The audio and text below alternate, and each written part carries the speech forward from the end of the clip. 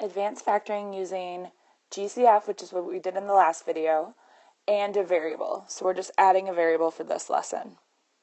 So in this task, we will be factoring expressions that look a little different from what we've been looking at.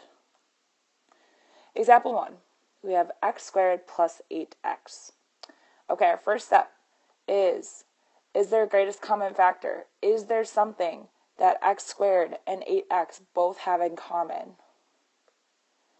Well, I only see an x that they have in common. Okay, now when we do our reverse distribution, we always use our parentheses like this, right? And we ask ourselves, x times what gives us this first term, x squared?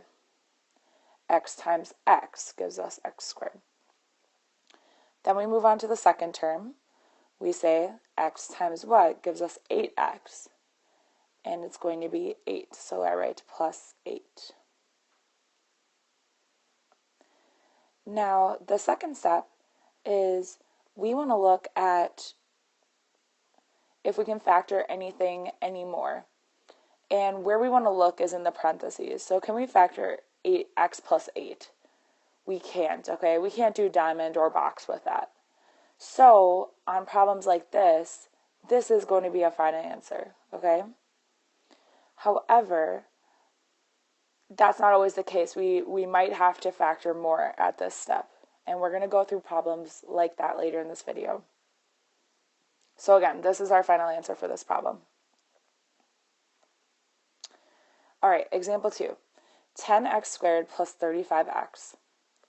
First thing to do, what do these both have in common with each other? Well, they both have 5 because 5 times 2 is 10. 5 times 7 is 35. What else, though, do they both have in common? They both have an x, so we bring 5x on the outside. Now remember, we always put our parentheses, okay?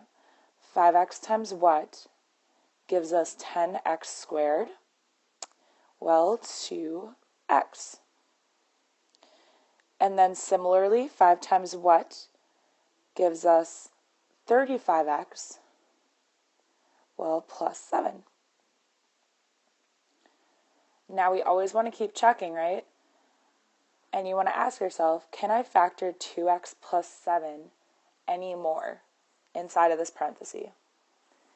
And the answer for this one is no, right? We can't do diamond or box with 2x plus 7. So at this point, our final answer is 5x times 2x plus 7.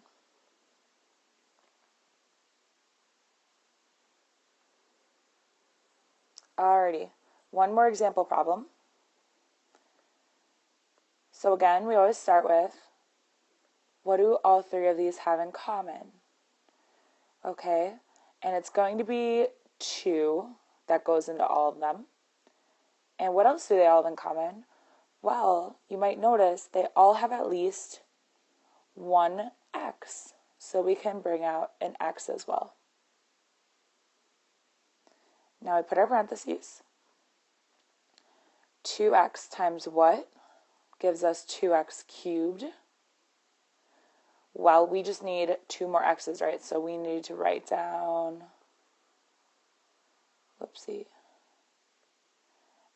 x squared.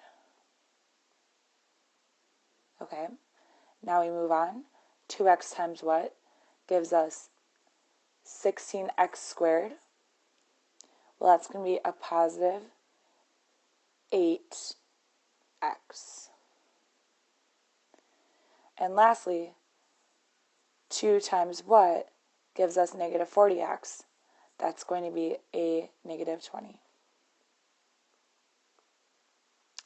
Okay, in the last 2 problems, we didn't really have success when looking inside the parentheses, right?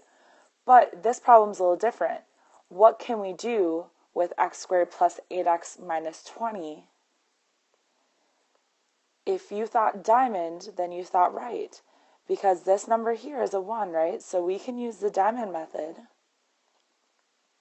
Negative 20 goes on top, 8 goes on the bottom, and then we want to multiply to the top and add to the bottom. And we get 10 and negative 2. So now let's write our final answer. So remember, what do we have to write down first? Always, that's out front, this 2x. And now we just write our factored form using the diamond, okay? So we write x plus 10, x minus 2, and we're done. That is our answer.